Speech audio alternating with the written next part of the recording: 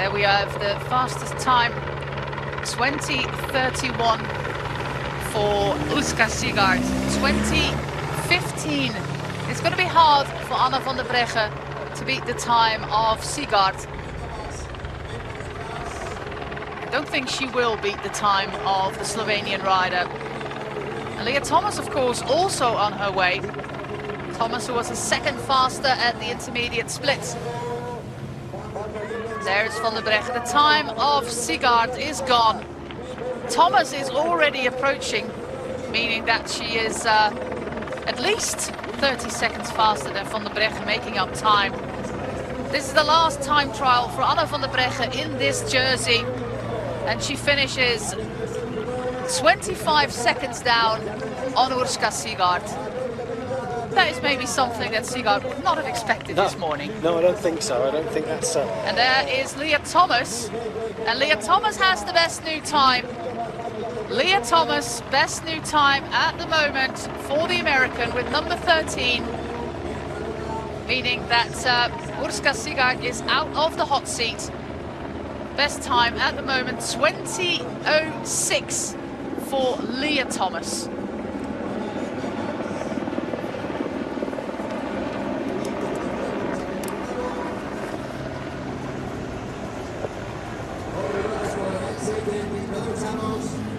Little image there of the Spanish rider of the bike exchange team, Ana Santesteban. And there's the top 5 at the finish line. Leah Thomas, Urska Sigard, Taylor Wiles, Amanda Spratt and Anna van der Breggen. Look at that, Leah Thomas fighting her way to the finish line to set the fastest time. But Owen, we already know Ashley Moolman-Pasio is on her way, and she was half a minute faster than Leah Thomas after 3.5 kilometers. She's on an absolute mission, Ashley Moolman-Pasio, yeah. La ciclista del equipo Bros, Ashley Moolman-Pasio.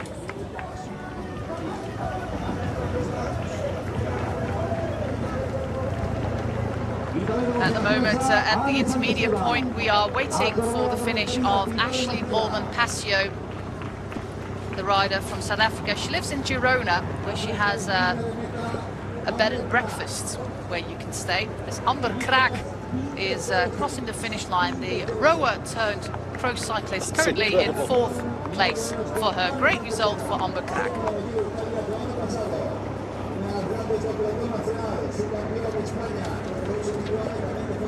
Ashley Moolman-Pasio started 15 minutes ago, so it will be around 5 minutes until we see her at the finish line. This is Ana Santesteban, the Spanish rider, who's of course eager to show herself in her home race. She's normally a rider in support of her teammates. She was 8th in at the intermediate point, 47 seconds down on Ashley Moolman-Pasio,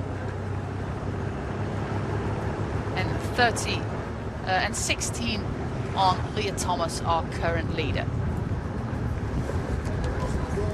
If you're watching us wherever you are in the world, just send us a message. We're on Twitter at Owen Rogers and at Tour de José, which is Tour de France with my name, J-O-S-E. Magnaldi, that's a good time from Magnaldi, there in 5th place, 20:44, that's 37 seconds over the current leading time of Leah Thomas.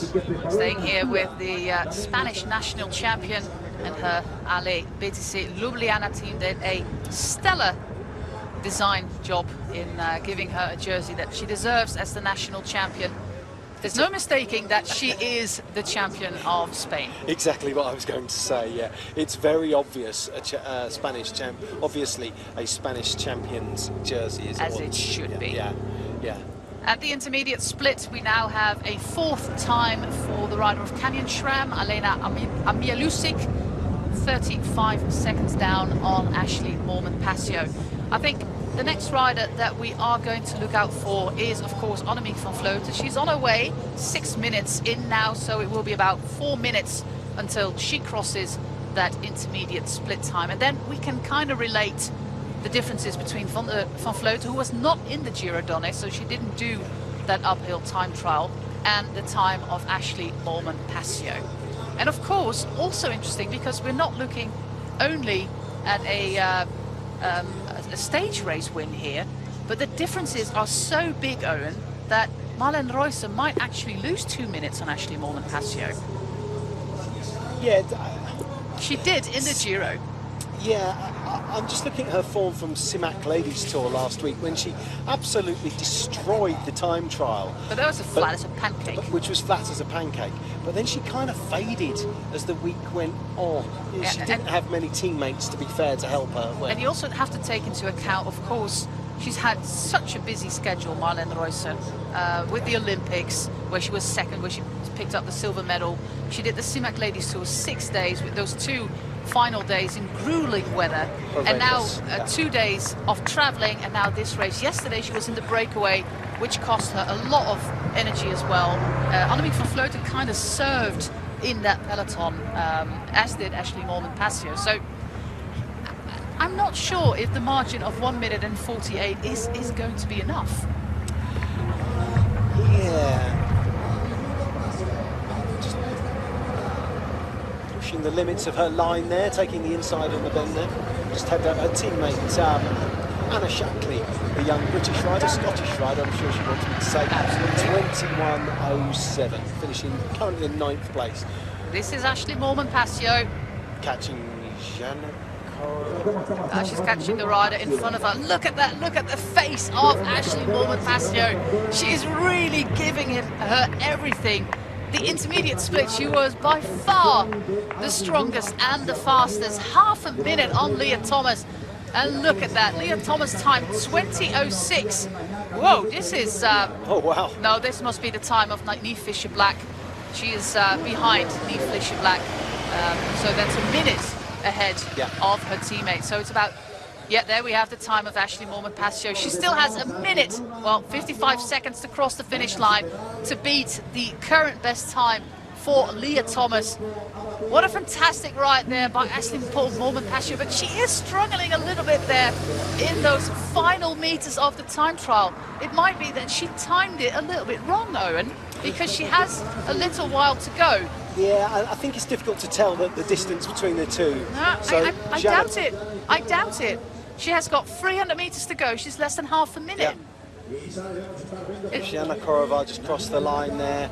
21.37. No, she's 18 not. seconds for Ashley Moolman-Pasio. She's not going to make it. She timed it wrong.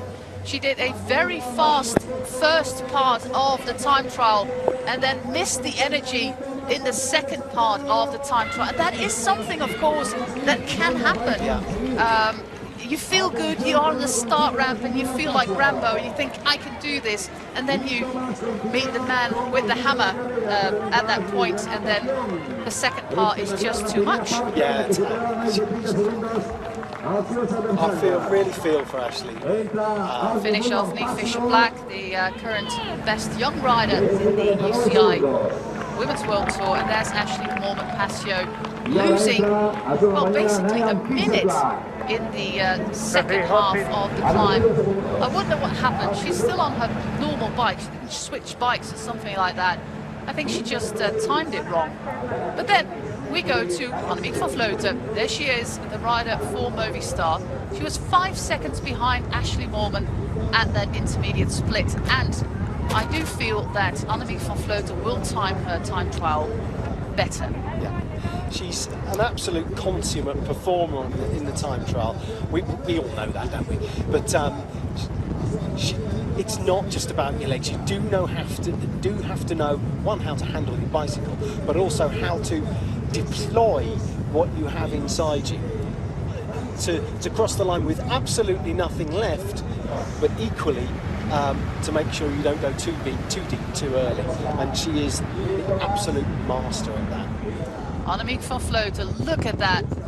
She's been training in Livigno in Italy, enjoying the scenery, doing some training, some mountain biking. This time she didn't train in the sauna like she did for the Tokyo Olympics. There was a little sauna at the hotel there in Livigno, and she had a setup there with her trainer and her bike, just training in the sauna to be ready for those humid, hot circumstances of Tokyo.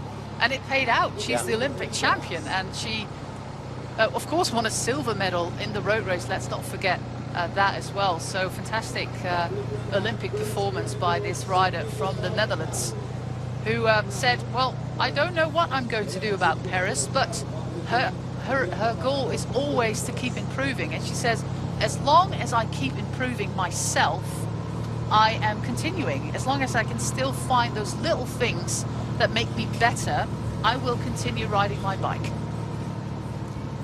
We had an intermediate time by another former world champion, Ellen van Dijk, 54 seconds behind Ashley Moolman-Pasio. This is not the kind of course, that Ellen van Dijk prefers. No, it's not. I saw her at the start doing, doing her preparation and her reconnaissance, and but it doesn't suit her at all. But don't be surprised if she wins the Europeans. No. Well, the Europeans not, but maybe the Worlds. Yeah. I would love that. When she wins, 2013, she won the world title last time. It would be a lovely thing if she could win it again. It's a course made for her. And last year, she came in third. She got a late call-up, of course, because she had to replace Van Vleuten, who broke her wrist.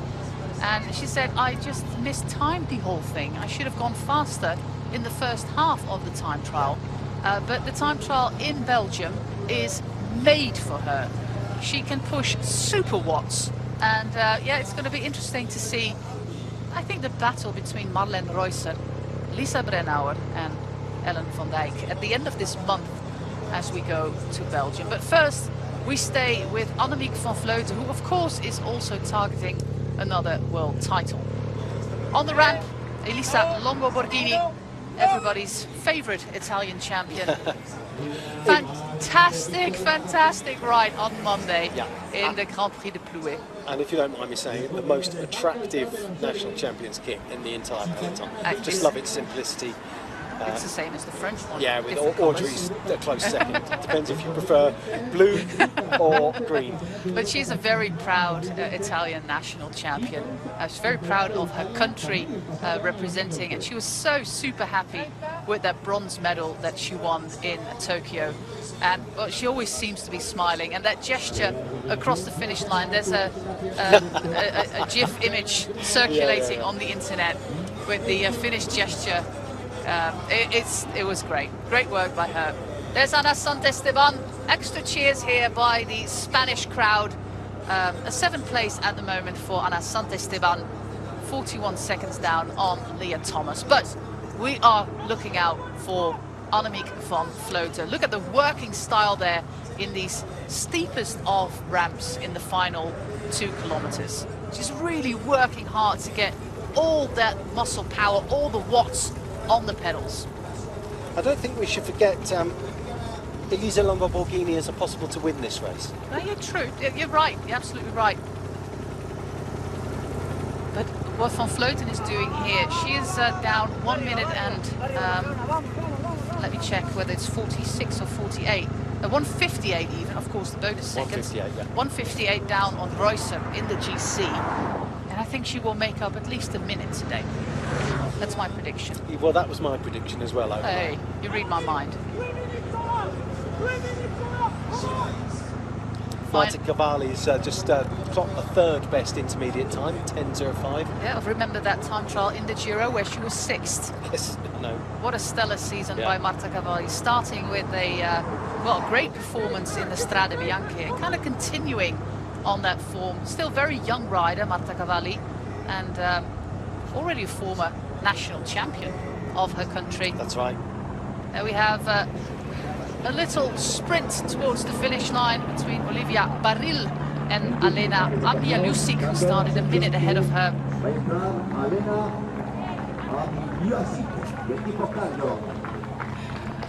I had a little chuckle at the announcer here. This is one of the names, Owen, that I always struggle with.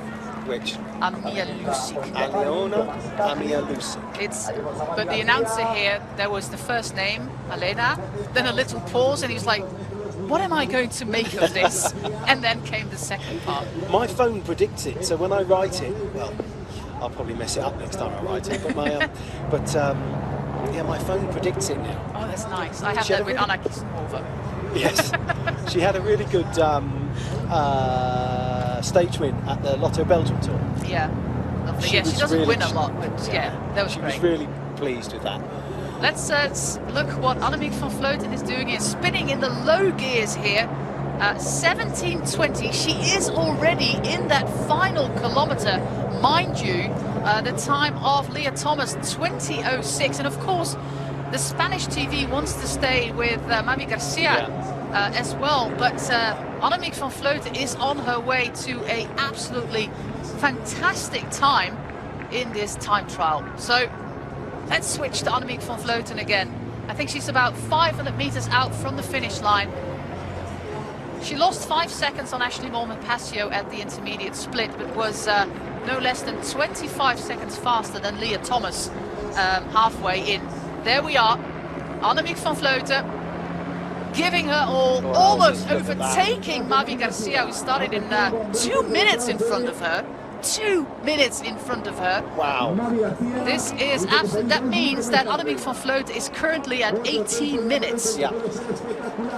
That means that Annemiek van Vleuten is currently at 18 minutes and a bit. There she is! No, that's Sara Martin, of course. That's her teammate. I was looking at my left. No, it's not. There she is. She still has to cross the finish line. But there she is. Wow, she still has 150 meters to go. Look at the time. The time is Mavi Garcia -2. So it's 18:42, meaning that she still has 1 minute and 20 seconds for the final 100 meters. What an amazing time here by Annemiek van Vleuten, who came down from a mountain in Livigno and climbs up a mountain here in Galicia. Wow, Annemiek van Vleuten is on her way to an absolute fantastic time here, beating Leah Thomas, her teammate, by just shy of a minute. 22.9 kilometers average, the time 19:08. And to be frank with you, Owen, I think we have a winner. Yeah, I think so. Case though, thinking she wasn't going to win today. But that said, it's always difficult to back it up when you're a favourite, and that is some time. She's absolutely smashed us. What am I going to do next? But she comes away from the Olympics with that long anticipated gold medal. She's been flying ever since. Yes, she has. Yeah. Almost 23 kilometers an hour average. Wow. Okay. So much excitement here in the commentary box here on the top of the mountain, where there's a few clouds coming in and the riders in the hot seat are, well, not as hot as they want to be. There's currently a soigneur arriving with some extra clothing for Urska Sigart. It'd be nice if she brought me some extra clothing. Hey, you don't deserve a soigneur. You went up by car. The sun's gone in up here as well. We've got a few clouds drifting over, a bit of grey. Let's hope it stays dry for the end of the race.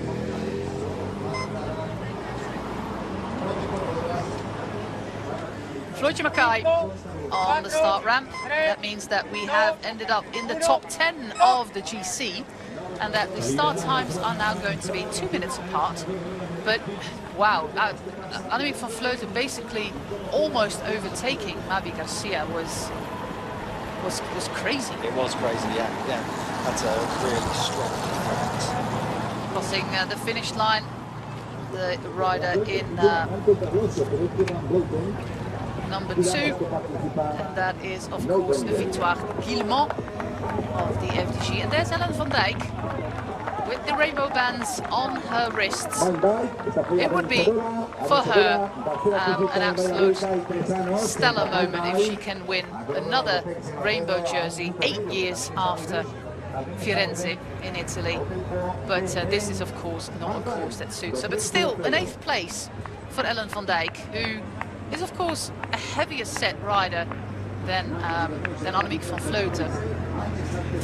And it's all those kilos that you have to take up the mountain. It's as easy as that. Yeah, it is.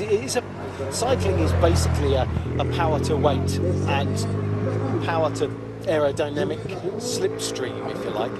And Juliette Labousse coming in third there. That's Yep. another brilliant ride. She's had a really, really good year. Yeah, she was in 12th place at the intermediate point, but there's about 8 riders who were quite close to each other at the first intermediate split. And Juliette Labousse is currently in 3rd place. Liana Lippert also did a good intermediate split there and is well, finishing around the time of her teammate. Some promising young riders on the DSM team. Also 2 of the riders who made the biggest progress on the DSM team, Liana Lippert and Juliette Labousse. And I've explained it often, and you've explained it often as well. It's not easy to be 18 and to be amongst the best riders in the world in the junior category, and then all of a sudden end up in a peloton with the likes of Van Vleuten, Molenbeek, etc. Definitely, absolutely, definitely. And the sooner we have a under 23 category, the better. However, there are plenty of riders that can perform when they're young, but we really need an under 23 category. So this weekend in the Netherlands there is the only and first under 23 stage race. Really? For women. Yeah, well, Waterslei. What Waterslei, yeah. Marta, I think this is not Marta Cavalli, I think this is Music. No, it is Marta Cavalli. She overtook her teammate then. A very tall rider, the French national road race champion, in that amazing sprint between her and Elise Longo-Borghini and Audrey Cordon-Rago. Of course, she had a fantastic ride in the Classica San Sebastian, Rivita Music, kind of battling it out in the UCI Women's World Tour Best Young Rider classification with Niamh Fisher-Black. Yes. Fisher-Black is currently leading it, but Cavalli is only 4 points behind. And a 2nd place for her. That is a great ride. It's a great ride. She's a really, really, really top rider. I think she's under-noticed and underappreciated as well. She's a really, really impressive rider in my estimation. And I think her coming of age was at the Giro d'Onne this year. Yeah, when she won the stage. Yeah, and just fantastic, fantastic. Didn't she win the stage last year? Or this year? Well, she won the final stage, but I don't remember which one. Kirsten Faulkner is also a rider we are looking forward to, because she only was 5 seconds behind Van Vleuten at the split. Really? So that is pretty impressive. And then Longo-Borghini, who was 16 seconds behind Van Vleuten at the intermediate split. So the next rider we're looking forward to is our swimmer turned bike rider from Alaska. What a fantastic story. She went into investment banking, Kristen Faulkner, and then did some local rides in New York, in the Central Park. That's right. And somebody loaned her a bike, and then it went from there. The rest, as they say, is history. And the rest is history. There's some great articles out there, and she's a fantastic advocate for equality for women's cycling. She's always very vocal about how she wishes the sport to be more equal, and that's one of the things, you know, she comes into the sport as an outsider and has this different perspective on, it's like, but why is this like this? And we say we've been in the sport like 100 years, yeah, it's always been like that. And she said, yes, it's always been like that, but it shouldn't be like that. It's a new, fresh look on the sport by a highly intelligent rider, Kristen Faulkner.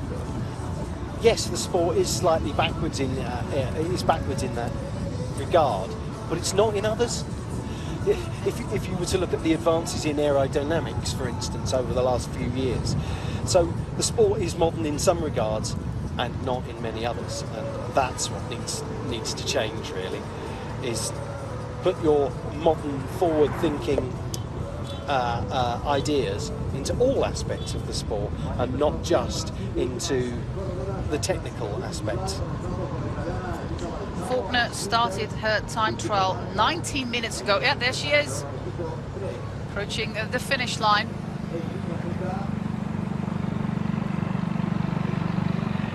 And this is Abby Smith, by the way. Faulkner is behind her. Abby Smith, the teammate who started a minute ahead of her. Just see Faulkner just in the background there. That means that Faulkner is currently at 19.25, which means that she had trouble in the second part of the time trial, losing a lot of time in that second part, because she was only 5 seconds behind Van Vleuten after 3.5 kilometers. And she's now going to be almost a minute behind Van Vleuten. So, yeah, she kind of timed this completely wrong. This is also, of course, one of the first times she's doing an uphill time trial. Still taking third place, though. Still take a third place, but she lost 40 seconds in that second part of the time trial on Van Vleuten. That is... that's something that she needs to evaluate and do better next time. Yes, but also, as we mentioned earlier, knowing what you can give is one of the absolute, and when to give it, is one of the absolute keys to effective time trialling. And she is, as we've just discussed, you know, an inexperienced rider. She'll learn that. She's a rookie. She's absolutely she is. There is Kasia Niewiadoma, the Polish rider of Canyon SRAM, currently at 18 minutes. Yeah, she still has to go at least 400 meters to cross the finish line, meaning, of course, that she is also not going to be the time of Van Vleuten. If you look at the differences now, you see that Van Vleuten's second part was absolutely lightning speed.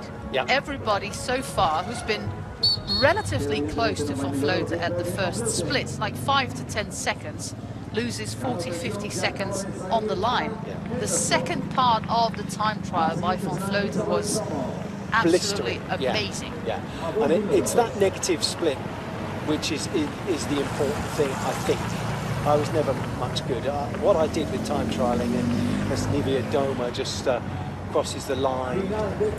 Oh no, sorry, that's Tiffany Cromwell, my mistake. Niewiadoma is on her way. Yeah. My club time trialling career consisted of getting a personal best for every week one year and then thinking, I'm not coming back. I'm not ever doing this again.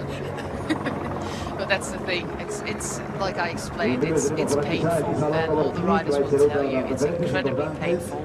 Kasia Niewiadoma, just to illustrate, was only 25 seconds behind Van Vleuten after 3.5 kilometers, and she more than doubled that margin in the second 3.8 kilometers. So, I don't think there's anybody on the start sheet anymore who can beat that time of Van Vleuten. I think Rosa will go well. Yeah. But I don't think she can catch Van Vleuten.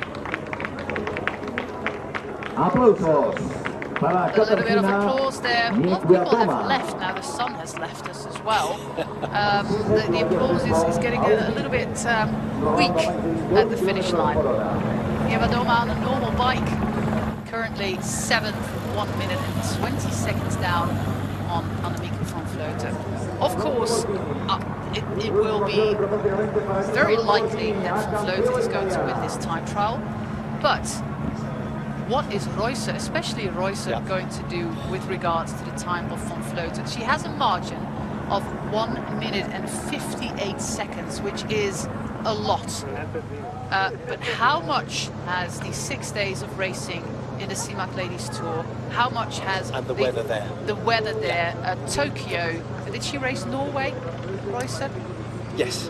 Norway, Tokyo, CIMAC Ladies Tour, traveling to Spain, being in the breakaway yesterday, doing most of the work in the breakaway, let's be fair. What has that done with her strength with regards to this time trial? Yeah.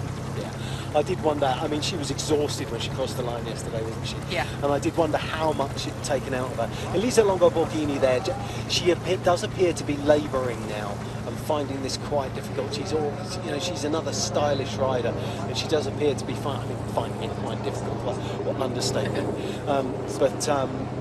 Spela Kern just crossed the finish line, another rider from Slovenia, and I'm mentioning her because she and her teammate Olivia Barril were actually the only 2 riders of the, let's say, smaller teams in that first group. The other riders were all riders from the World Tour teams, plus the big ones, Timko and Ceratizit WNT, Jumbo-Visma, who are not World Tour, but confused because the Hungarian national jersey looks a little bit like the Italian one. It does. It's the same colours. This is a good time from Longa Borghini, by the way. I don't think she's going to win, but it's a good time. Fighting spirit by her, part of the Italian police force. That's right, yeah.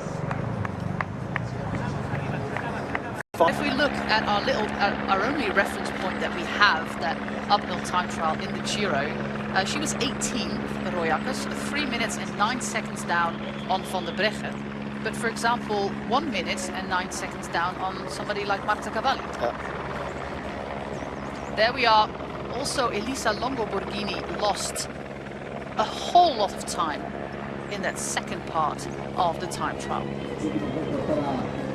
Yeah, she was, what's that, 5th at the intermediate, wasn't she, 10:13? Here she comes, she's just over a minute down now, just about to press this little lump, and here she comes. No, my mistake. That was Perrone.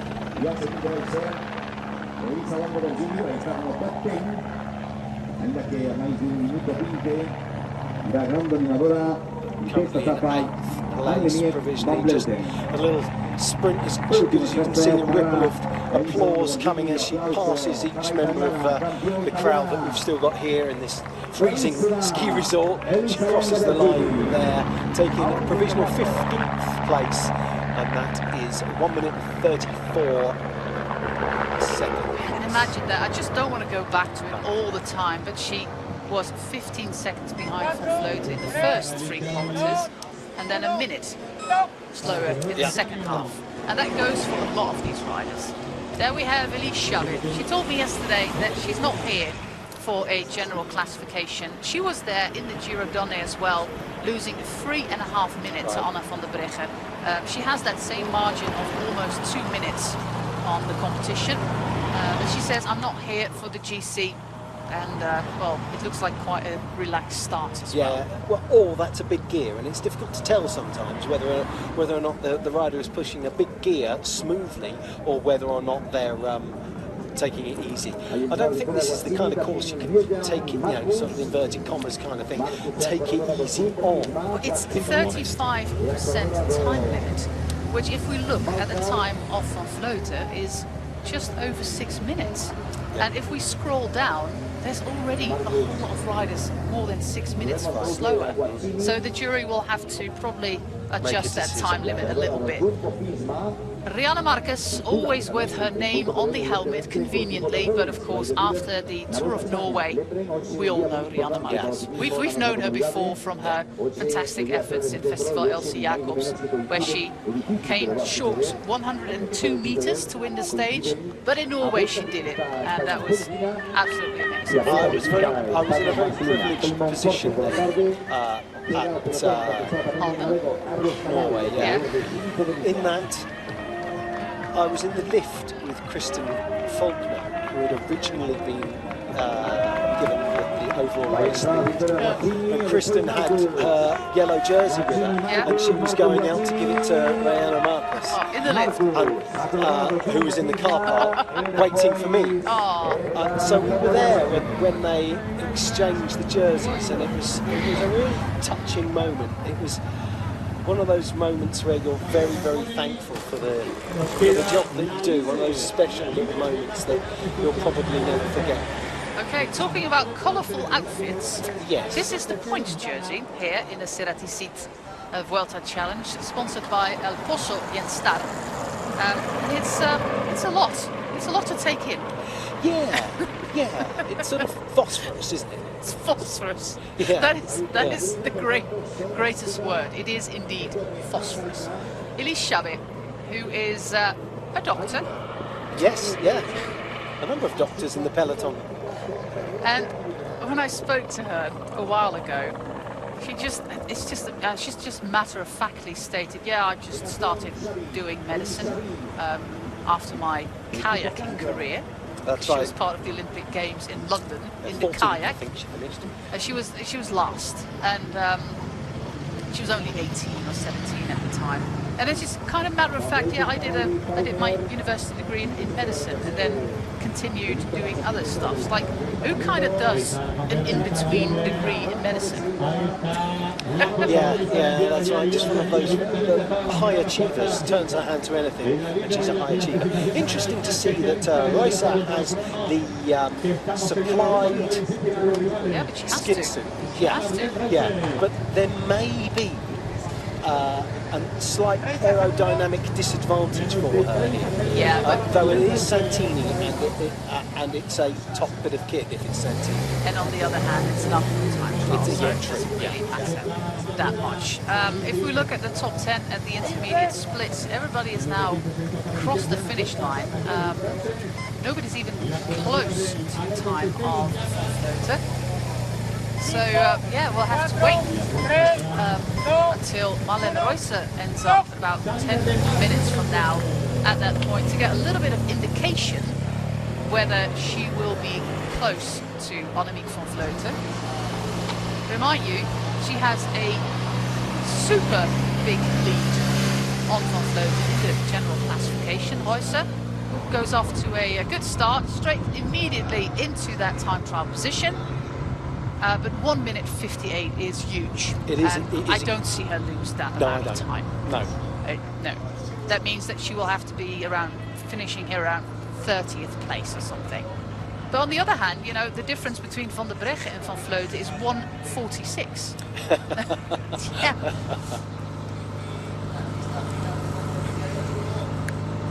Finish there of the rider Michaela Drummond. Fantastic ride yesterday by her, the rider from New Zealand.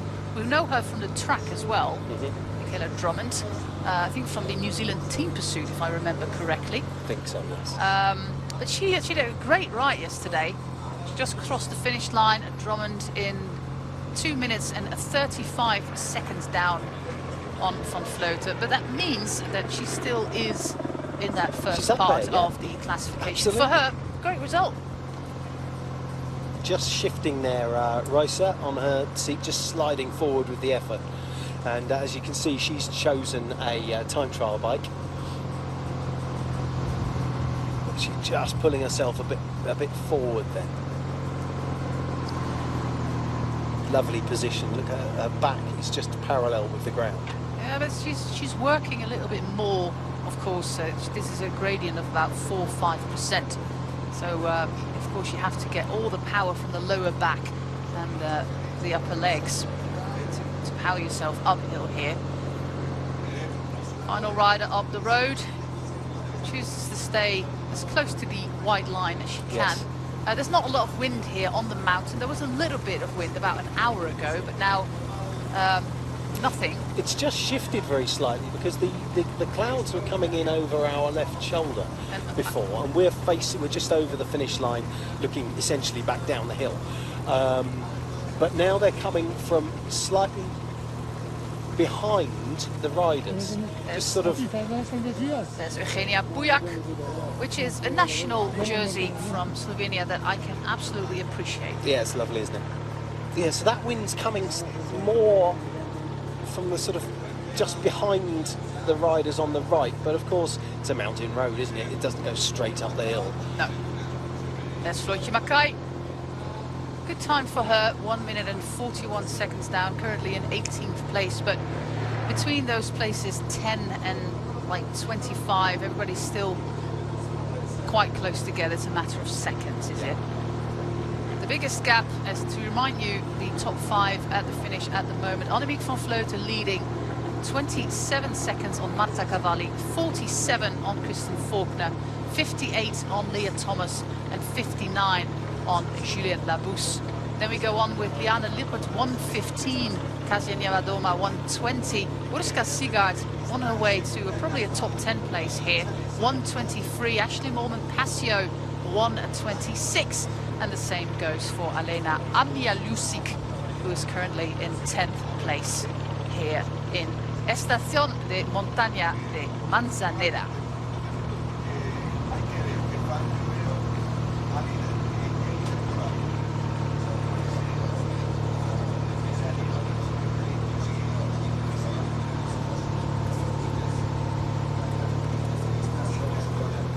So we're into that lull really now, that time trial lull where no one is managing to get onto the into the top 3. But there are riders yet to come, so we'll see how we go. But even at the intermediate at Montaña de Manzaneda, Faulkner, Cavalli, Longoborghini is your top 5 at the intermediate time. So we'll see, we'll get some indication as to how well Royce is going when she hits that intermediate in a little while. She's doing a lot of adjusting herself on the saddle there, and I'm not sure she's in. I mean, is anyone comfortable on a time trial bike? But I'm not entirely certain she's in the right place on the bike there.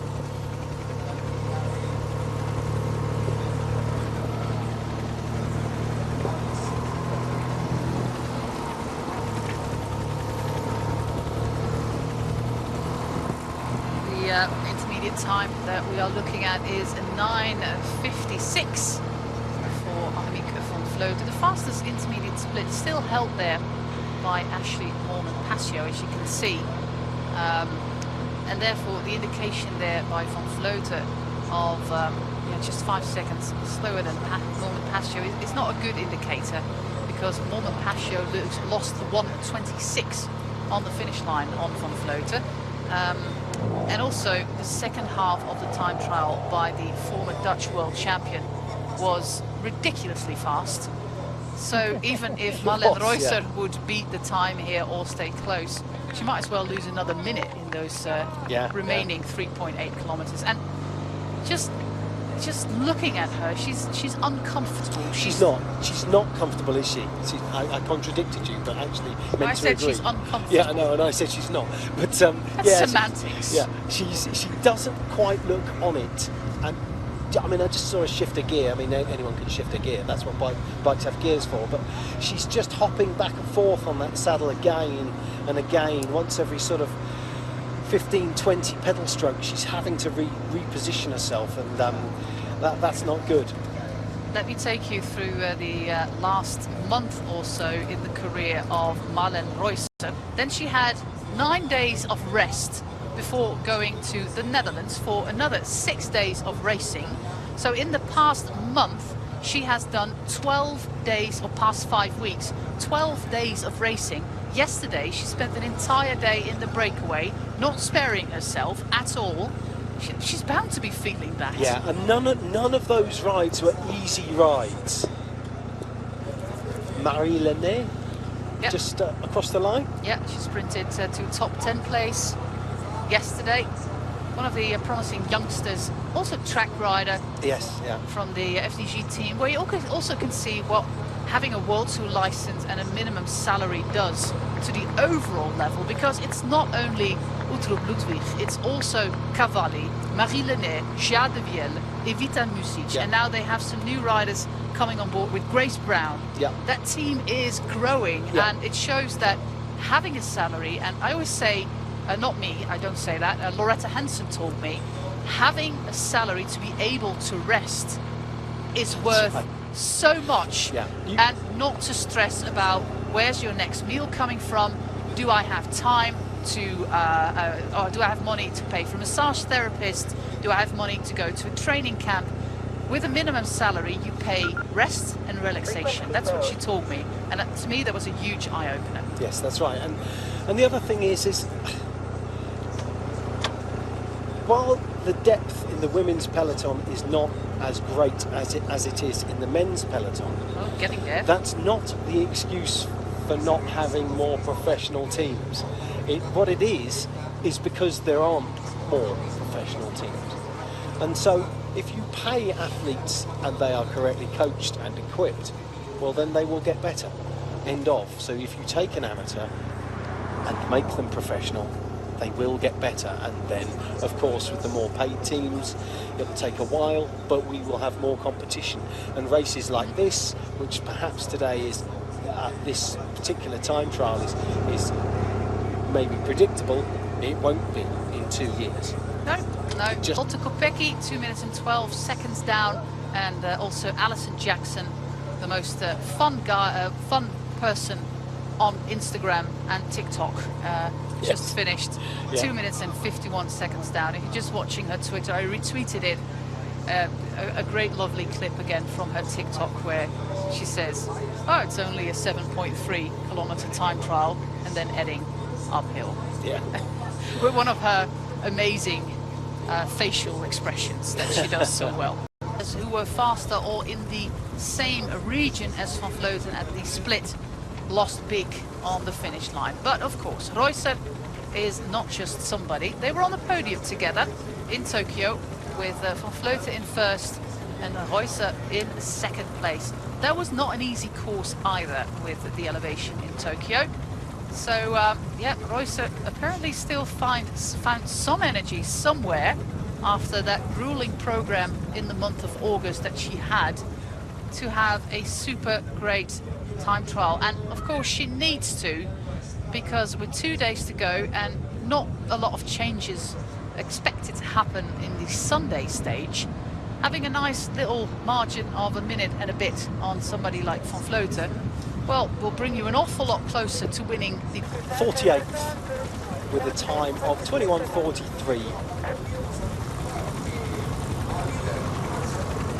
And we are waiting for Elisa Balsamo, Paulina Royakkers, Elise Chabet, Corinne Rivera and Marlene Reusser. Those are the 5 riders still expected at the finish line. Another 10 minutes and we know who wins this time trial and who keeps or possibly takes the red leader's jersey here in the Ceratizit Vuelta Challenge. But for now, it looks pretty solid for Marlene Reusser. I would not have expected it after all that she did in the past weeks with the Tour of Norway, with the Olympics, with the CIMAC Ladies Tour, and yesterday being the driving force in that breakaway. But still, she is a special rider, this Swiss national champion. Super strong. And of course, it's not an uphill time. Yes, exactly. You know, Mika is another heavier set rider, and that was a good ride from her. I know it's her speciality, but yeah, not on a course like this. No.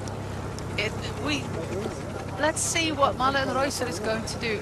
Just like you said, Owen, if she manages to get a negative split or only loses 2 or 3 seconds on Van Vleuten, she's got herself a second stage win. Yes, yes. There's no bonus seconds, of course, on the line here because it is a time trial. Bonus seconds only go for road stages. But it looks like Marlene Reusser really had a good massage, a good night's sleep here up the mountain with the healthy mountain air, and is holding herself extremely well. And I'm in awe of her strength after all the races that she did. Last week was her first UCI Women's World Tour race win at the CIMAC. Yeah, and a then time she won trial yesterday. Her first road race win ever. And now, again, yeah, what a week. There's Paulina Royakkers, who made up quite a significant amount of time on Elisa Balsamo. Of course, a prolific climber, Paulina Royakkers. And still on her way to a good result in the GC. Holding herself here, and I think with this time she stays in the top 3 of the general classification. Good result there by Paulina Royakkers. 3 more riders to go. We really haven't seen a lot of Elise Chabet, and I also don't find her in the top 25 at the intermediate split. So I think she kind of, well, relatively took it easy after yesterday. Yeah, and maybe we she might did. see her in the breakaway again tomorrow. Is that's what she loves? Yeah, she does. Super aggressive.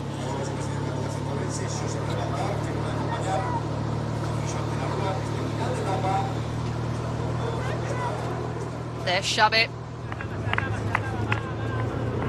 rider whose progression went fast in the past 2 seasons as well. I know she was she physically is rated incredibly highly by the team. I think we've seen it how physically good she is as well, and picking the right time to go in the breakaway as well. I think, she's a smart cookie.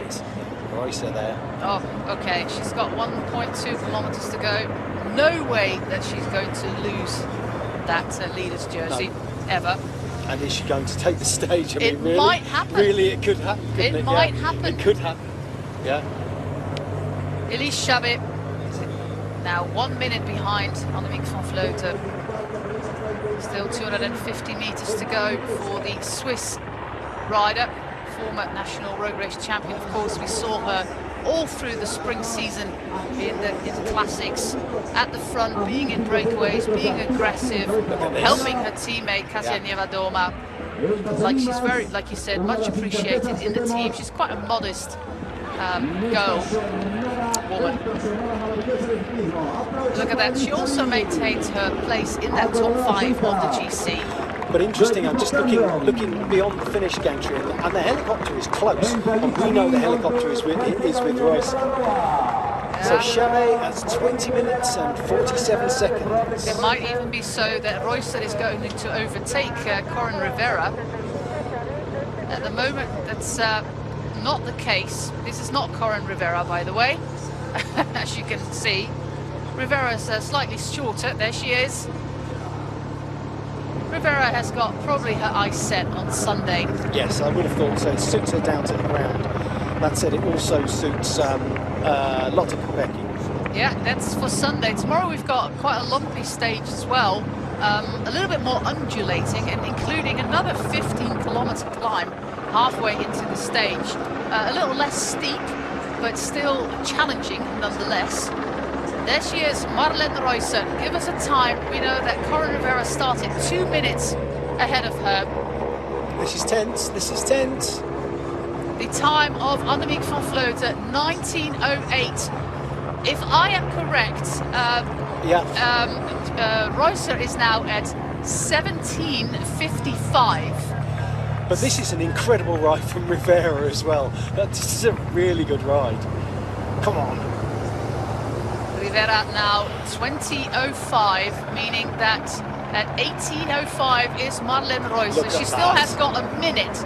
She's got a minute to beat the time of Annemiek van Vleuten. Is she close? She's in that picture. I'm pretty sure she's in that picture. It's a motorbike, but she must be close to the... She is behind the motorbike. Yeah.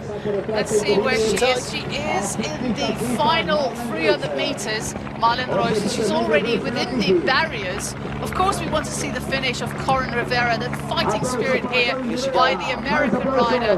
But then we are looking behind that car to see if Marlene Roycer is already in sight. Great effort there by Corin Rivera, an 18th place for her.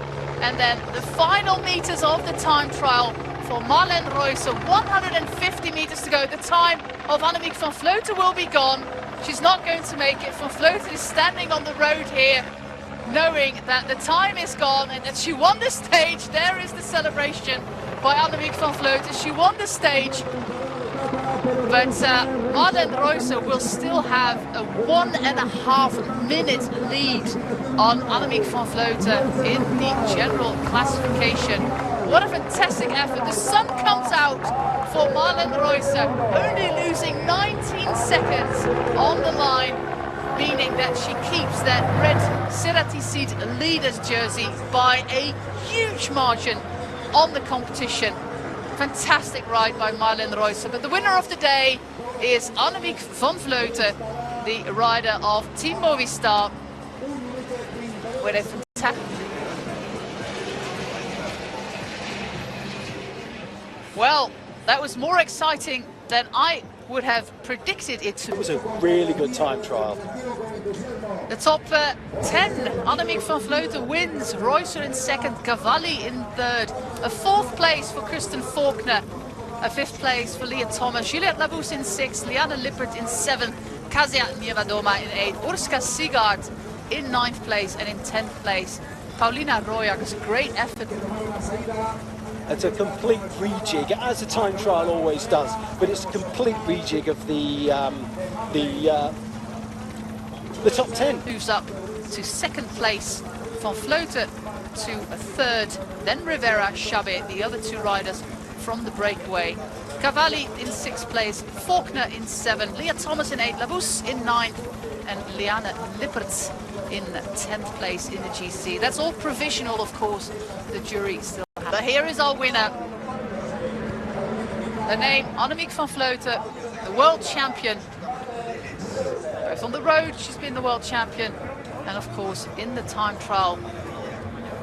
In the past 5 years since that horrific crash in